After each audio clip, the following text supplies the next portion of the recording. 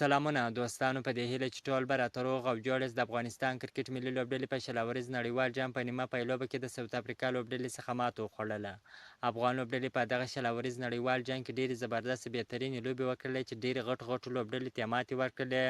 واقعا ټول افغانان ځینې خوشحاله دي، که څه هم افغان لوبډلې نیمه پیلوبه بایلول. انشاءالله افغانستان کرکټ ملي لوبډله به په آینده کلونو کې سیمي فاینل ته هم ځي او فاینل به هم ګټي. د جنوبي افریقا کرکټ ملي لوبډلې افغانستان کرکټ ملي لوبډلې ته په نیمه پیلوبه کې ماتې ورکړله. د لومړي ځل لپاره د شلوريز نړیوال جام پیلوبې ته لاره هم پیدا کړله. د افغانستان کرکټ ملي لوبډلې لوبډلمشر راشد خان د دغه لوبې ټاس وګټي چې په خپله د توپونې پرېکړه وکړه. د افغان لوبډلې په 11.5 اورونو کې د ټولو لوبغاړو په سوځېدو سره شپږ 50 منډې جوړې کړلې. په افغان لوبډله کې تر ټولو ډېرې منډې 10 منډې عظمت الله عمرزي وکړلې. رحمان الله ګربز، محمد نبي عیسی خیل، نور احمد لکنوال بیا په دغه لوبه کې په 0 باندې وسوځېدله. د جنوبي افریقا یا د ادب پوره کې د روان شلوريز نړیوال جام پیلوبې ته لاره پیدا کړله. دویمه نیمه پیلوبه سبا د هند او انګلستان لوبډلو ترمنځ ترسره کیږي. که هره لوبډله دغه لوبه ګټي، د شنبې په ورځ به د جنوبي افریقا سره مخ کیږي. په روان شلوريز نړیوال جام کې 20 لوبډلو برخه اخیستې وه چې په 4 ګروپونو ویشل شوې وې. په هر ګروپ کې 5 لوبډلې وې چې هرې لوبډلې په خپل ګروپ کې 4 لوبې کولې.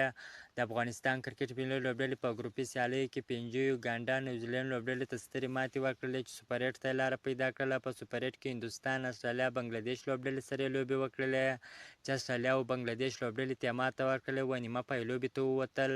دا د افغانستان کرکټ ملي لوبډلې لپاره ډیره د فخر خبره ده چې نیمه پیلوبې ته وتلې ده. که څه هم د افغانستان کرکټ ملي لوبډلې نیمه پیلوبه بایلول، خو افغان لوبډله به په آینده نړیوال جامونو کې به نیمه پیلوبې ته هم وځي او پیلوبې ته به هم وځي. انشاءالله پیلوبه به هم ګټي. بیا هم ټولو افغانانو ته دې مبارک وي چې د افغانستان کرکټ ملي لوبډلې په دغه شلوريز نړیوال جام کې ډېرو غټو لوبډلې ته ماته ورکړله. په خاصه توګه په 23 جون باندې استرالیا لوبډلې ته ماته ورکړله. دغه بریا دې یو ځل بیا ټولو افغانانو ته مبارک وي.